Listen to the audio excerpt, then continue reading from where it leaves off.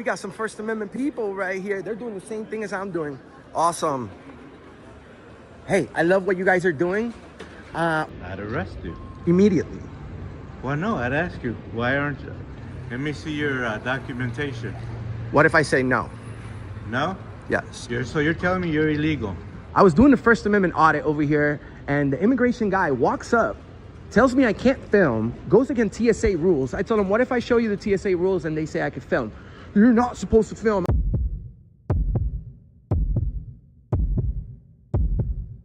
Things went from calm to chaotic in seconds.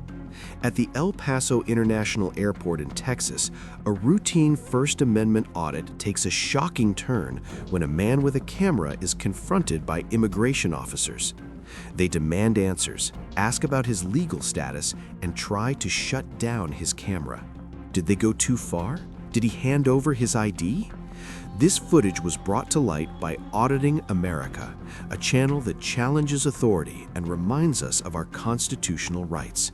Subscribe to their channel, the link's in the description, and let them know we sent you there. This one will definitely get you thinking. That camera now. You can't be taping up here. Who says that? Huh? Who says? You see the TSA? What if I pull out the TSA rules right now and it says otherwise? Security administrative. I'm allowed to film here. Okay, let me bring the cops. Are you a cop? Who are you? Who are you? I'm immigration, that's why. Oh, you're immigration. Oh, guys, look who's here. Orale. Well, what would you do if I wasn't legal in this country right now? Deport you, what else? So how can you, cómo tú pudieras saber si yo soy legal o no? ¿Cómo podrías saber? Ahora mismo. How would you be able to know if I'm legal or illegal right now? I'd ask you. So if I tell you I'm not, what would you do? What? That I'm not legal in the country, what would you do? I'd arrest you. Immediately. Well, no, I'd ask you, why aren't you? Let me see your documentation. What if I say no? No? Yes. So you're telling me you're illegal? I'm asking you what No, you just told me that. You said, what if I tell you I'm not illegal? That's Are you telling me you're illegal in this country? Did I use the word if or not? No. That's why I'm asking you. Well, I don't have Are to. you illegal? I don't have to answer that. Okay. Sir, what country are you a citizen of? None of your business. Okay. This interaction raises serious Fourth and Fifth Amendment concerns. A person in a public space cannot be compelled to reveal their immigration status without reasonable suspicion or probable cause. The officer's repeated questioning borders on coercion and may violate protections against self-incrimination.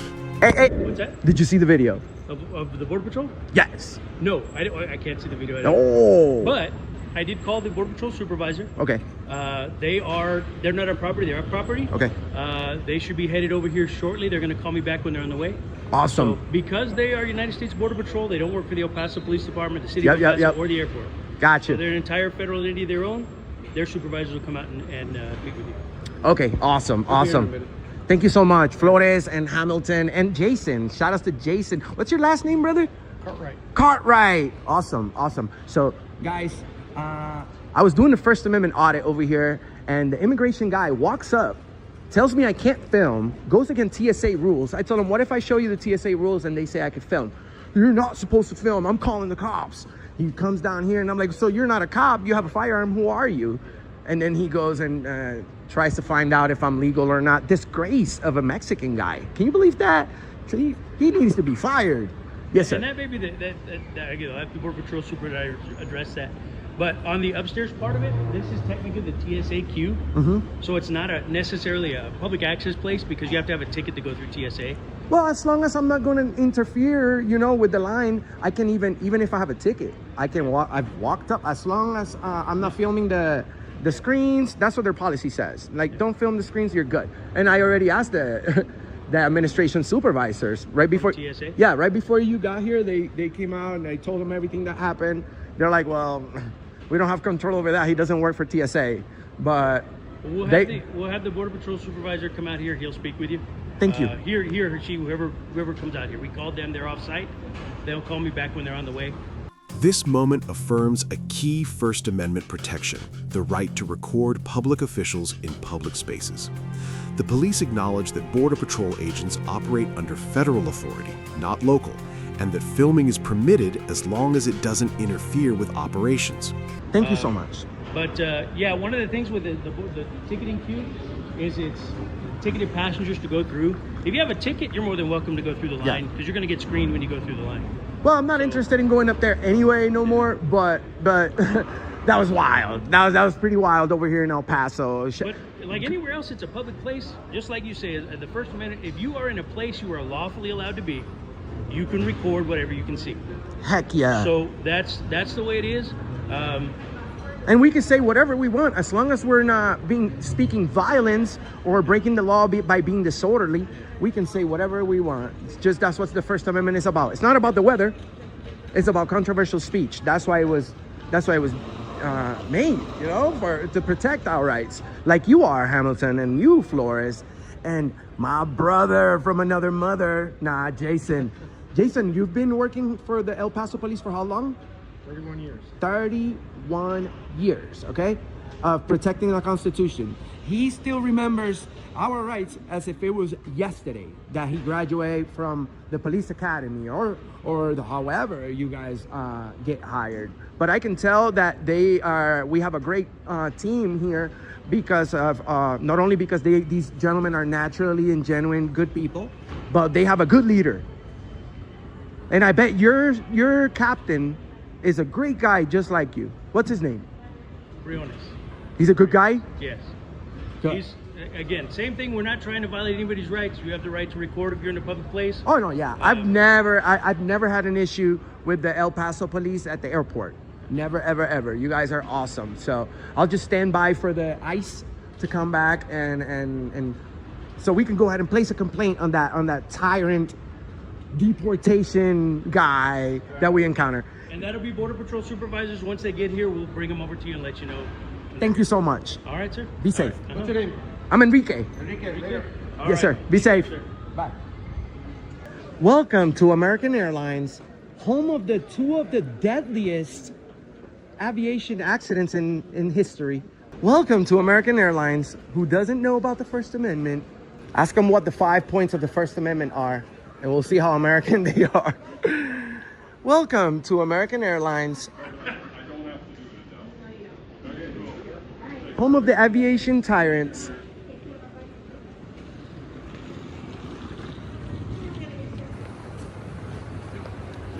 I love your styles. Are you guys cops?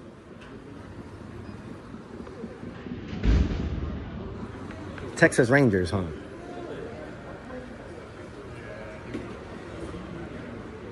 Oh yeah, my brother exercising freedoms 6 years later. Do they still have COVID around? I bet you're from Oregon, sir. Where are you from?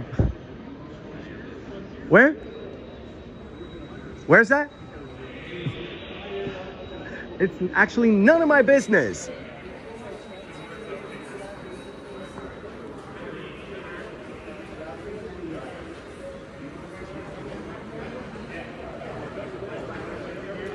Welcome to American Airlines, home of the wear your seatbelts.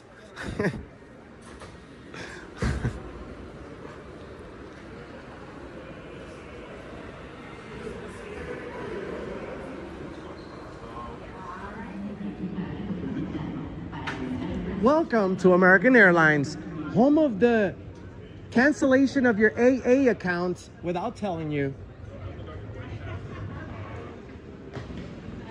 Well, we are the real double A. Auditing America, rain or shine. We're in El Paso, guys.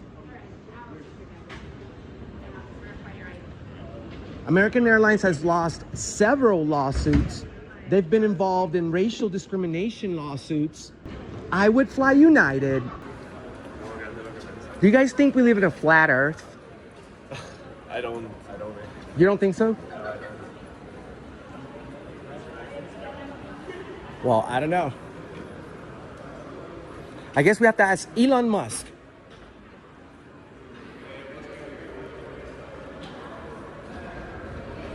Flat earthers. Do we have any flat earthers in the comment section?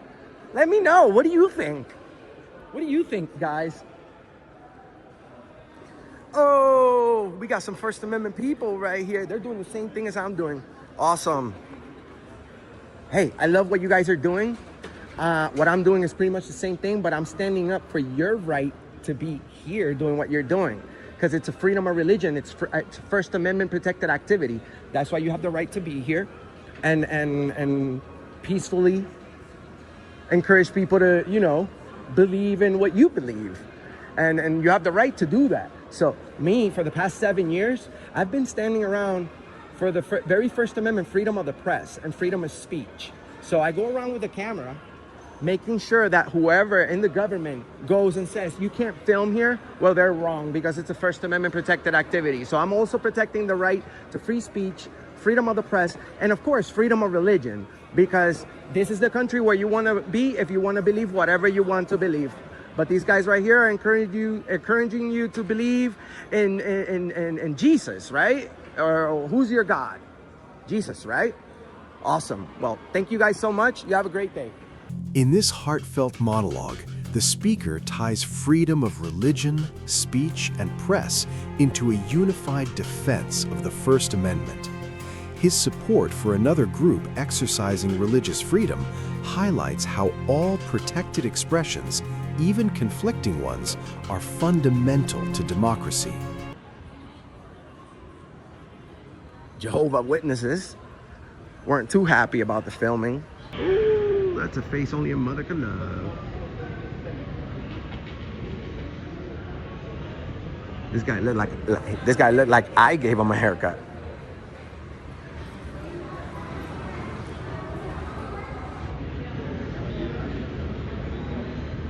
Oh man, what happened back there? All right.